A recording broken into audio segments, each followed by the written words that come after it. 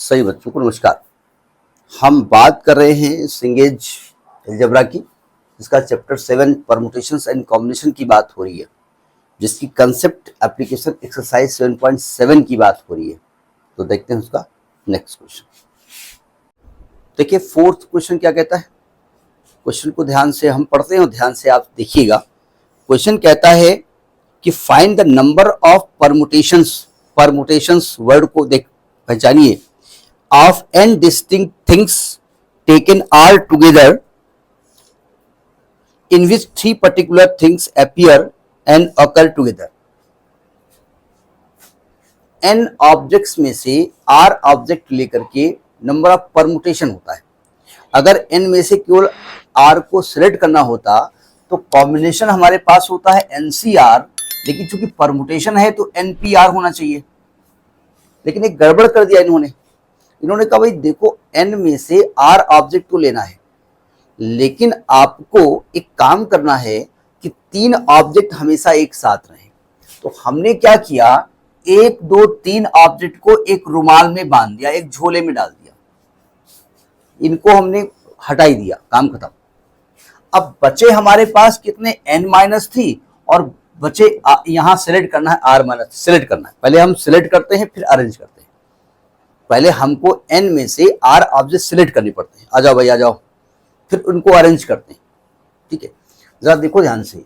अगर NCR into factorial r लिखिए आप, तो ये होता है factorial n upon factorial r into n minus r factorial into r factorial. ये कट जाएगा तो आएगा factorial n upon n minus r factorial. यही तो NPR होता है। तो कॉम्बिनेशन से परमुटेशन निकालना, डायरेक्ट आप लिख सकते हो NPR, ऐसे भी लिख सकते हो कि पहले n में से r को हमने सिलेक्ट कर लिया और सिलेक्ट करने के बाद अरेंज किया उनको। तो आप चाहे इस तरीके से लिखो चाहे इस तरीके से लिखो, तो हम इस तरीके से लेंगे, बात वही है। ठीक है, जरा देखो ध्यान से। सबसे पहले हम क्या करेंगे, चूंकि 3 ऑब्जेक्ट को एक रुमाल में बांध दिया है, इनको हम हटा देते हैं, बैठे रहो। ठीक है, हम एक काम करते हैं कि हमारे पास n ऑब्जेक्ट्स थे, ये झोले में कहीं खो गए, टांग दिया हमने कहीं पर, अलमारी में रख दिया, तो बचे n-3 और हमको सिलेक्ट करना है r-3। तो 3 तो ये आने ही है, तो ये तो रहेंगे ही। बड़े जीजा छोटे जीजा फूफा ये तो पार्टी में आने हैं। इनको हमने मान लिया कि 3 हैं, बचे हुए रिलेटिव में 3 हटा दिए और बुलाने वाले में 3 हटा दिए, क्योंकि ये तो 3 पहले से आएंगे ही। अब हमको करना ये है कि आपको n-3 ऑब्जेक्ट्स में से r-3 ऑब्जेक्ट को सेलेक्ट करना है। नंबर ऑफ कॉम्बिनेशन, परमुटेशन नहीं, यहाँ पर कॉम्बिनेशन होगा। ठीक है, तो पहले तो हम कॉम्बिनेशन निकालेंगे। जैसे combination of r-3 objects out of n-3, तो आएगा n-3 r-3। इनको हमने बुला लिया। अब हमको इनको सिलेक्ट करना है। अरेंज कैसे करेंगे, देखो ध्यान से। अब कितने ऑब्जेक्ट एक्चुअली हैं, देखो ये r-3 ऑब्जेक्ट को हमको सिलेक्ट करना था, ये r-3 ऑब्जेक्ट हैं, इनको हमको अरेंज करना है।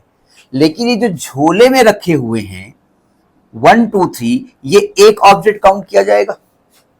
तो एक्चुअली टोटल ऑब्जेक्ट जो हमको अरेंज करने हैं, रीअरेंज करने, इधर उधर करने हैं, वो है r-3 + 2 + 1। मतलब number of objects which we have to arrange, समझे बात आ रही होगी, टू अरेंज, वो है आपके r-3 + 1, यानी r-2 को हमको अरेंज करना है ना। तो अगर हम टोटल नंबर ऑफ परमुटेशन निकालें, टोटल नंबर ऑफ परमुटेशन निकालें, तो पहले मैंने n-3 c r-3 into r-2 factorial into ये जो 3 हमने लिए है ना झोले में, इस झोले को हमने 1 काउंट किया था ना, लेकिन ये 3 अपने में रिशफल हो सकते हैं, 1 2 3 3 2 1, तो इंटू फैक्टोरियल 3। समझ में बात आ गई? जरा इसको ध्यान से देखो।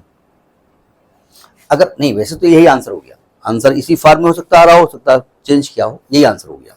ठीक, मैं जरा आंसर देख लेता हूँ, जिस फॉर्म में है वही फॉर्म आपको दे देते। कौन सा क्वेश्चन नंबर है?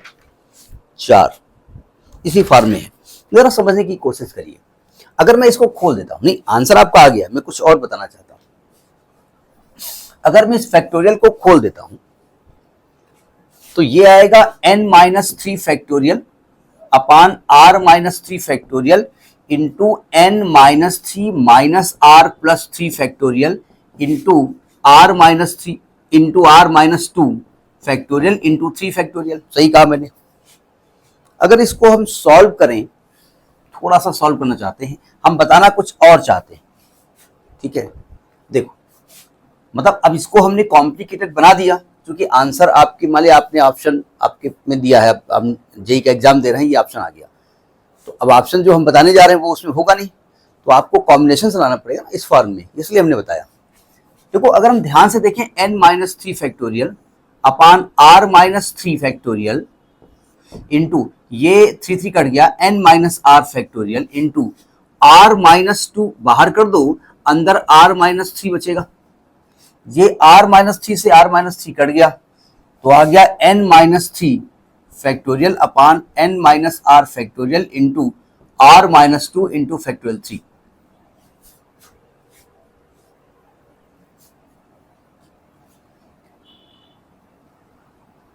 तो इस फॉर्म में भी आप आंसर लिख सकते हैं। ठीक है, मतलब अगर इस फॉर्म में आ गया तो इस फॉर्म में भी आप आंसर लिख सकते हैं। ठीक है, तो ये आपका 4th question. Next in the next video. नमस्कार।